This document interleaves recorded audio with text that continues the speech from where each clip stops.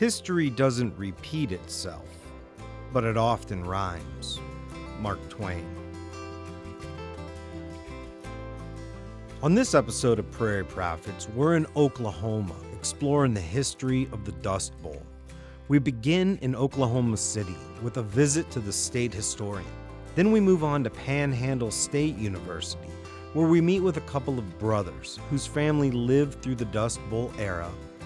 We end in Boise City, where the worst of the Dust Bowl occurred.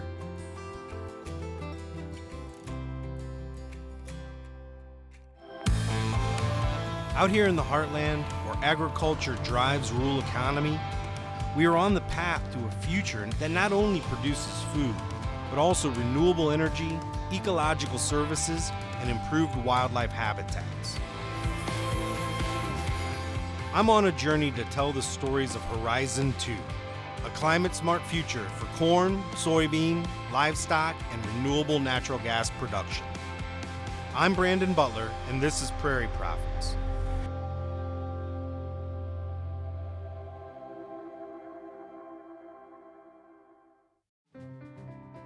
It's early morning in Guymon, Oklahoma.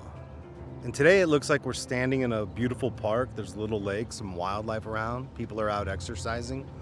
But less than 100 years ago, in the 1930s, this was a site of survival. During the Dust Bowl era, families were doing everything they could just to keep food on the table. And when that became impossible, they had to take off and find work elsewhere. Families were split up. A lot of death occurred from dust pneumonia and other diseases that were directly related to the dust and the Dust Bowl. This part of the world has seen really hard times. It definitely appears today that life is better in the panhandle of Oklahoma, but we're here to explore what took place in that era and how this part of the country has rebounded so well. Making sure we don't allow history to repeat itself is clearly an objective of Horizon 2. And keeping our landscape vegetated, keeping it from being bare at any time, with new practices like cover crops and prairie restoration, but also advancements like no-till drill, making sure that our soil stays where it belongs, and that's on the ground. Our first stop is in Oklahoma City to visit with Larry Odell, the state historian at the Historical Society. Larry, we're here to talk to you about the Dust Bowl and its effect on Oklahoma. But before the Dust Bowl, can you talk about how the state was populated? Before Indian removal of 1830, there were just a few tribes that called Oklahoma home. And then after Indian removal, they gave the Creek, Cherokee, Seminole, Choctaw, and Chickasaw all of Oklahoma, excluding the Panhandle.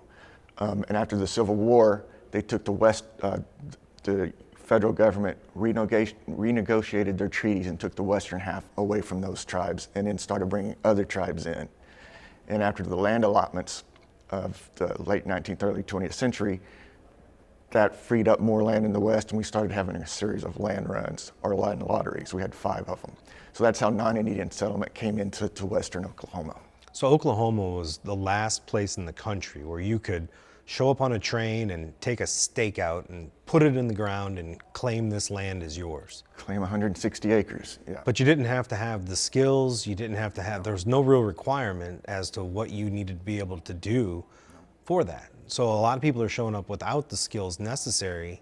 Yeah. And what was the result of that? First of all, you didn't just take a train. We had our land runs. People were riding bicycles, horses, wagons, walking, running, and trains. They had whatever they could use to get to where the best land was.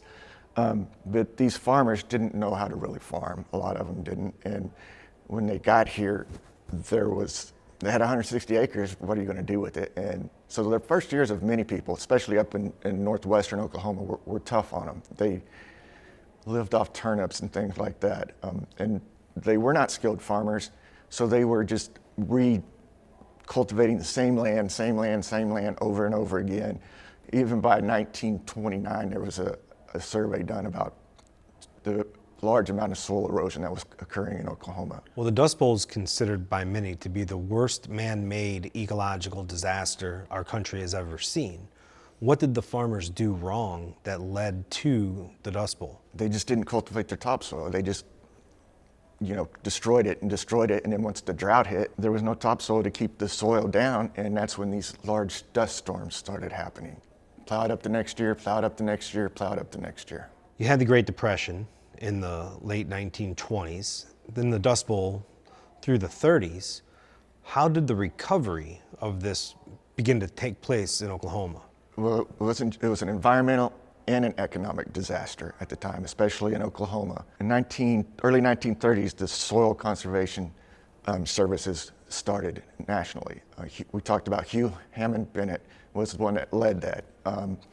So they started doing things like using the WPA and the CCC to build these shelter belts in western Oklahoma to help the soil not blow wherever. It's just a line of trees that each field had, and you'll still see them around the state when you're driving up there, or any part of the state. And then terraced farming, they were doing whatever they could to help the farmers keep their soil intact.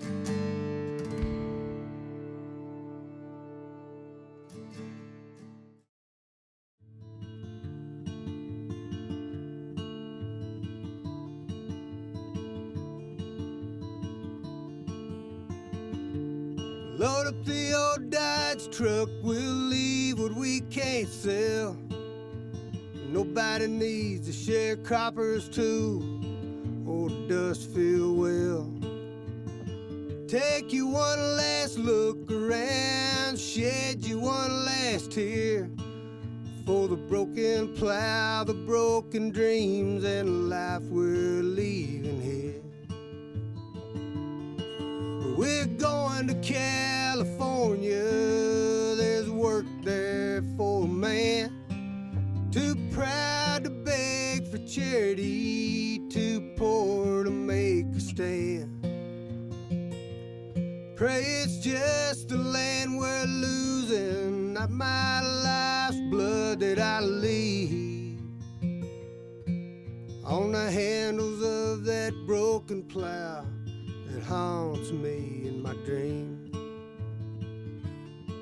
Armed with a little more information about the history of the Dust Bowl, we're now headed to Panhandle State University to meet with the Bensch brothers to learn more about their own family's agony in the era. Dr. Bensch, talk about your role here at Oklahoma Panhandle State University. What is agronomy, and why did you choose to make your career as an agronomist? Agronomy has to do with crop production and soils and the environment. And it's a term that a lot of people may not be necessarily familiar with, but basically, it's crop science, soil science, farming. If you boil it down to, it's just production agriculture farming. So there was a drought, there was high winds, and there was soil that wasn't tethered to the ground anymore. What are some practices that you're looking to implement today to ensure that we can alleviate the likelihood of another Dust Bowl? It's all critically important that we have residue. We have some sort of dead plants or even living plants, something growing or covering the soil, all right, at nearly all times of the year. And with the wheat production, the wheat's planted in the fall, grows through the winter, slowly through the winter, and then matures. And then prepared for the next crop. So with conventional tillage, we do incorporate those residues, but we now realize that those residues are critically important to keep the soils from blowing away. They also help to aid in water infiltration by having all that residue on the surface whenever the raindrops fall. The impact of the raindrop is absorbed by the stalks, the stubble, the dead plant materials that are out there. It allows that moisture to just trickle down into the soil, to infiltrate into the soil, which is what we need to do to be able to grow crops. If the water runs off, with a bare field, when you get that impact, a lot of times it'll form a bit of a crust. And so the water will not infiltrate as well. And water that runs off, maybe it fills up the creeks and the draws and the streams, but it's not there to help grow crops for the farmer. Leave it to an older brother to not be outdone. The senior Bensch brother comes in to tell us about his study of meteorology and how that impacts him as a farmer today. Randall, you're the older brother of Dr. Bensch. Your whole family is rooted right here in the Panhandle of Oklahoma. So your family remembers the Dust Bowl. Certainly, the generation that lived through the Dust Bowls, not too many people left nowadays, but our parents did remember they were children, but they remember the Dust Bowl years.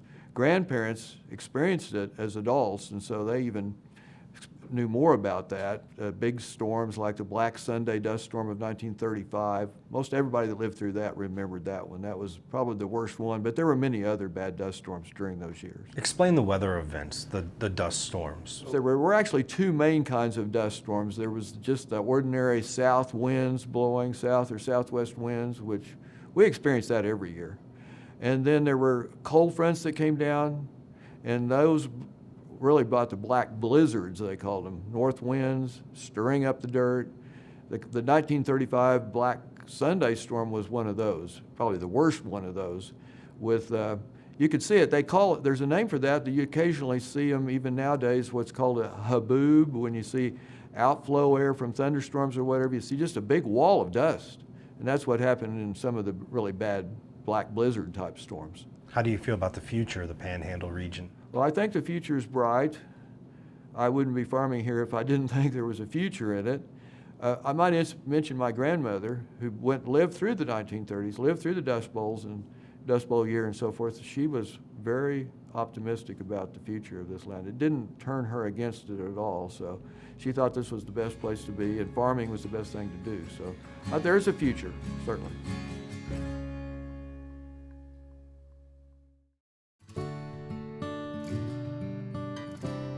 We lucked into Dr. Dinger, the president of Panhandle State University, giving us our own private tour of campus. Dr. Dinger, you're president of this beautiful university. Tell us a little bit about where we are. Well, thank you. I'm so pleased that you came to visit our campus today. It's absolutely different today and in this season than it normally is. So in the last 6 weeks, we've enjoyed as much rain as we normally receive in about a year and a half. And so it's beautiful and it's green and lush, and so pleased you get to see campus and see all of our beautiful facilities today. I had to check out your football stadium. I'm a football guy, and there's this really cool sign over there, No Man's Land. That's right. Tell us why is it No Man's Land? Absolutely. So we like to say in No Man's Land, find your path to anywhere, because we're a little oasis here on the high plains. So No Man's Land has a really interesting history. So this part of Oklahoma, that's now the Panhandle of Oklahoma, our 3 counties of the Panhandle, was once referred to legally as No Man's Land because it would show up in different maps kind of as part of Texas, maybe as part of Kansas, but it was unassigned territory. And so in the 1880s, it became known as No Man's Land, really to the chagrin of the residents. The residents here didn't like this idea that it was lawless, because it really wasn't. It was families, it was homesteaders, it was people trying to eke out an existence in this really tough environment. And so they finished out this phrase, no man's land, but God's land, because it was a blessed place. And so we really love this notion of no man's land. It also looks really cool on a billboard. And so we really run with that. It's really part of that character and that heritage and who we are. A man at a roadside station don't like dealing with my kind. He beat me out of my last dollar and never looked me in the eye. I heard him call us Okies. Hell, I don't know what that means, but something tells me the promised land ain't as promising as it seems.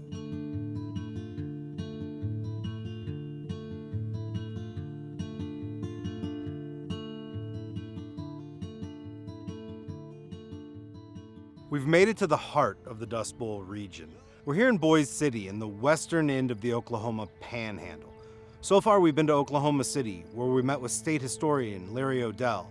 We were at Panhandle State University, where we met with President Dinger and the incredible Bensch brothers and their history of growing up right here in the Panhandle. Now we're going to venture into the Cimarron Heritage Center to learn about the impact of the Dust Bowl right here in the heart of the whole region, Boise City.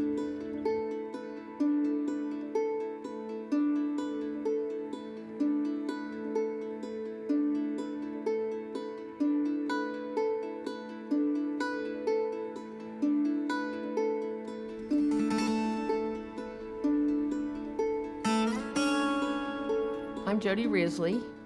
I'm the director here at the Cimarron Heritage Center Museum in Boise City. And I've been the director here for 15 years. I've been working here since it opened up 20 years ago, and I was on the board for 20-some years before that. I was raised 22 miles north of here, right on the Oklahoma-Colorado border, and I've always had an interest in history. Tell us about this place we're sitting in. I mean, we're covered in dust. We are sitting in the Dust Bowl house, and it is dusty, as you can see.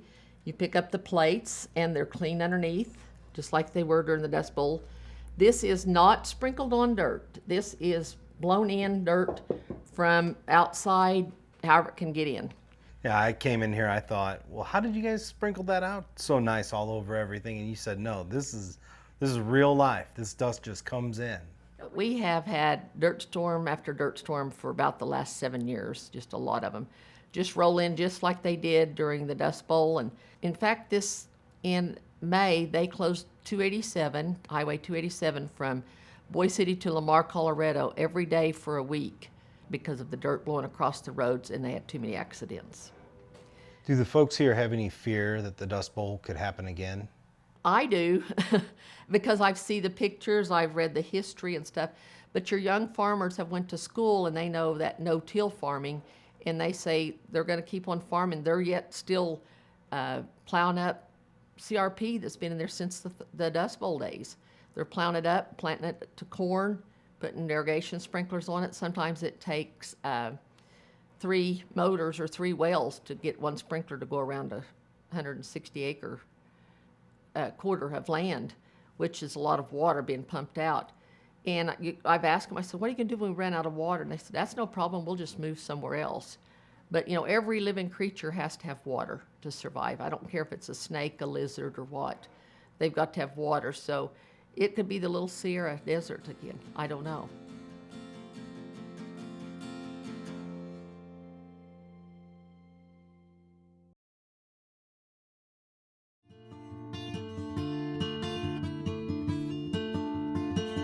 This restless road is full of strangers. There ain't no stranger than I am. Hardened faces damn the dust and curse the wind that drove us from a life and home we'll never know again.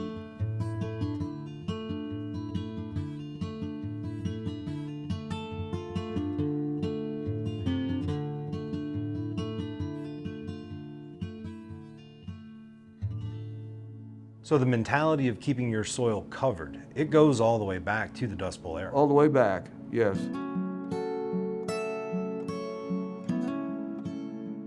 What we've learned in this episode about the history of the Dust Bowl amplifies how critical the work of Horizon 2 is.